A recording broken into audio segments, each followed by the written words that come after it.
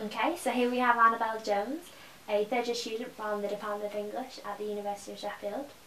Now Annabelle, I believe you're here to talk to us about an interesting research project you carried out this summer, which was part of the Sheffield Undergraduate Research Experience Scheme.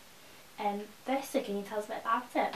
Yeah, sure. So my research project over the summer explored gender-related issues in academia from a very unusual linguistic perspective. Language has long been understood as a very socially structured phenomenon, and gender has been a strong determining factor in this. And for my research project, I decided to look at a feature of language which is seen as very fundamental in the academic workplace, and that is the speech act of boasting. So what is it about boasting which is linguistically very important in academia? Well, boasting is the expression of pride, and this tends to lead to matching or claiming superiority over the other, whether intentionally or unintentionally. It's defined by four notions, and those are assertiveness, authority, competition and hierarchy. But these four notions also happen to be certain focuses and dispositions and competencies which seem to be very beneficial and valuable in an academic career. So it's the skill of communicating your achievements, your own achievements, and defending your own research is really important in anything from research proposals to research grant applications, conferences, job applications, and networking, casual and formal. So research shows that these four dispositions or focuses are also typically quite masculine, is that right? Yeah, that's right, and it's something that's been well researched in language and gender for being in the speech of individuals as well. Because of this, my research focuses on whether women tend to boast less or boast less assertively or more indirectly than men, and if there is a difference, whether this could contribute to the underrepresentation and visibility of women in academia. My research also looks into how career stage and the faculty could have an impact on the level of boasting, because in universities the gender ratio in different faculties varies quite a lot, to quite balanced in faculties like the arts and humanities to quite imbalanced in science faculties and other STEM faculties. And I'm really interested to see whether the rate of boasting is affected by the gender ratio of the faculties. This is really important and current, isn't it, after the launch of an inquiry by the House of Commons Science and Technology Committee, which was investigating the representation of women in academia? Yeah, it's really important at the moment. There's been lots of activity institutionally and politically about gender inequality in academia. And in fact, there was a European Commission study in 2012 which revealed that 42% of UK academic posts were occupied by women. Now on the surface this seems okay, it seems relatively acceptable, but when they dig deeper and looked more into senior academic posts, this figure dropped down to 17% of women, and it's quite striking, isn't it? So this problem has become so significant that it's been labelled the leaky pipeline, which is a consistent high loss of women at consecutive career stages, especially in STEM subjects, so that's science, technology, engineering and maths. So really my research project looks into this problem linguistically to see if the language used by academics could contribute to any possible underrepresentation in academia. So how did you go about collecting your data then? Well, I had 8 participants involved in the study, and I carried out interviews with each person which lasted about an hour each. There were 4 participants from the science faculty and another 4 participants from the arts and humanities faculty, and there were 2 males and 2 females in each faculty, and both of these were at polar opposites of the career stage, so lecturer and professor. The interview was in 3 stages.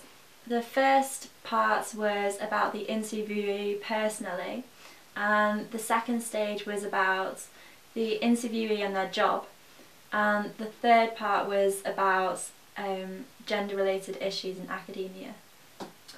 Okay, so how did you manage to avoid the observer's paradox, so participants paying attention to their speech in the presence of the interviewer? The observer's paradox is quite a big problem, and it's well known in sociolinguistic interviews, but it can be reduced by paying close attention and being very in control of the interview, and this is helped by choosing the topics carefully. And it's well known that childhood topics and discussions about current debates helps to reduce participants from paying attention to their speech. It also really helped in my interviews that the interviews were carried out in the participants' offices, where they feel comfortable and it's more casual, and they're very used to the presence of students there anyway. And also research which has been previously done on language and the workplace found that doing sociolinguistic interviews in the participants' work environments helped to ensure the salience and relevance of their professional identity. So it helped to elicit language which was comparable to what is usually produced in their work environments. So how did you analyse boasting in the interviews then? Firstly, I analysed it quantitatively, Okay. and I did a word count of the number of words each participant used to boast. The boasting I was interested in was academic achievement and success, and I measured this based on the Sheffield University, the Sheffield Academic and the Sheffield Leader University statements. And these are statements which highlight the values which the university has from the academics that work there, and what's good that they do. So that helped to recognise what actually is an academic achievement. So that could be anything from having postgraduate students that you supervise, to your publications, anything like that, the grants you've achieved. So I measured boasting by that. And secondly, I did a very in-depth qualitative analysis, and I used several approaches to discourse analysis, which are approaches which look for patterns in speech. And this was to measure the degree of assertion and degree of indirectness used in the language when boasting, so it added another dimension to it. And did you find any correlations? Yes, I found some really interesting correlations. In every single case, men consistently boasted more than the women, and 2 good examples of this were the female arts lecturer and the male science professor. Now these 2 participants act as the polar opposites on my spectrum of participants, and the word count for boasting from the female arts lecturer was 31. Okay. But the male science professor's count was 332. Gosh. So there's a big, obvious difference. It's not just a slight difference, it's almost 10 times more than the female. So that was really interesting. Gosh, that is incredible. It's also something which was reflected in my qualitative analysis as well, in the way that women and men boast, the quality of their boasting. For example, when the female arts lecturer boasted, luck and fortune was often referenced, and uncertainty was implied through the use of modal language, which tends to be an indefinite language, which has condition to it. For example, try, I like, I'd like, I hope, might. And hesitancy and reflection was also a feature of women's boasting. For example, self-questioning during speech, which creates a lack of assertion, and self-deprecation was also a feature in women's boasting as well. This follows what's been previously found in language and gender research, and that is that in the workplace, women tend to minimise status difference and downplay their authority, and they expend linguistic effort to save face of their subordinates, and this is just to not intimidate the other person. And the key thing in this is solidarity. It's all what it comes down to. So how did the male science professor boast in contrast to this? He used a lot more assertive and authoritative language. For example, will, you can guarantee, and obviously, as well as the continuous use of the adjective good. It was surprising how often that word came up. And also achievements were also clearly backed up with specific examples rather than just a vague mentioning of their academic achievements. And this implies certainty of success and confidence to pinpoint it.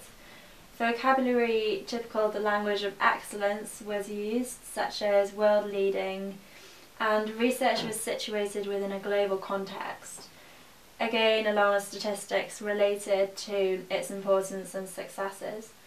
They often interrupted and successfully took over the floor several times to continue talking about their academic achievements. But what was really interesting about the male science professor is that you would expect from hearing all this that he didn't try to form solidarity, but solidarity was actually achieved through humour.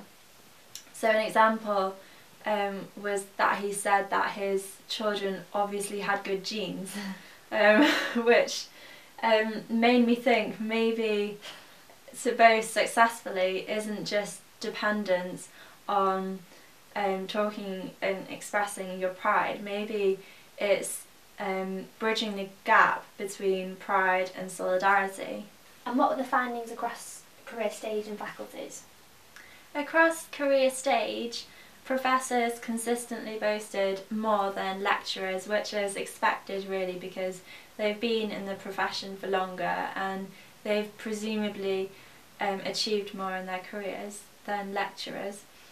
Also, boasting across faculties was much more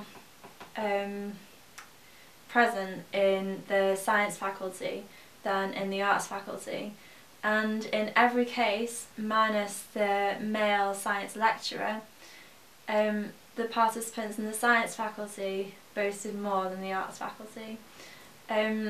So these findings suggest that gender is not the only factor which determines the rate of boasting.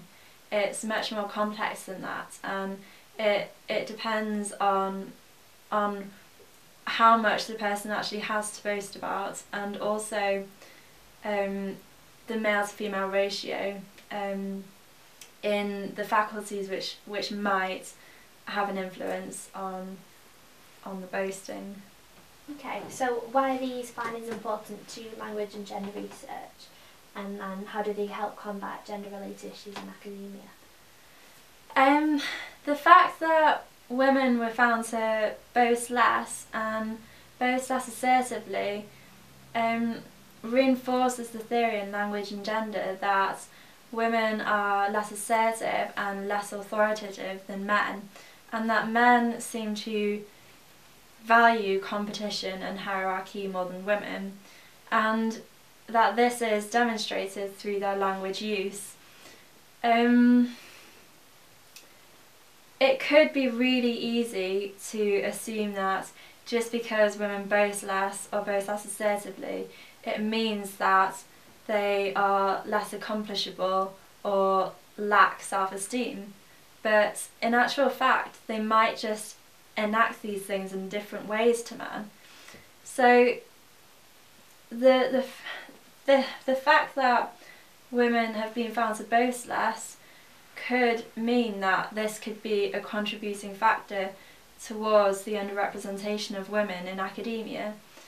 And previous research to do with language and the workplace has found that for women to have a real chance for equality in the workplace, organisations and the workforce in general need to recognise and value these interactional differences in language, and they need to incorporate them into the structure of their organisation. And this is why it's really important for higher education institutions to recognise these differences in boasting, and for us to better understand the dynamics of gender patterns in boasting. Absolutely. So what are your plans for taking this research further?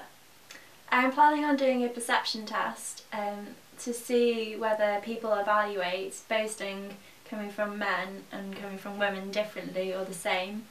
And also I'm planning on getting more participants to analyse the production of boasting, just to add more dimension and discussion to my research. Wow, that's fantastic. I bet that'll be really interesting. Yeah. Well, thanks for sharing your research with us today, Annabelle. You're welcome.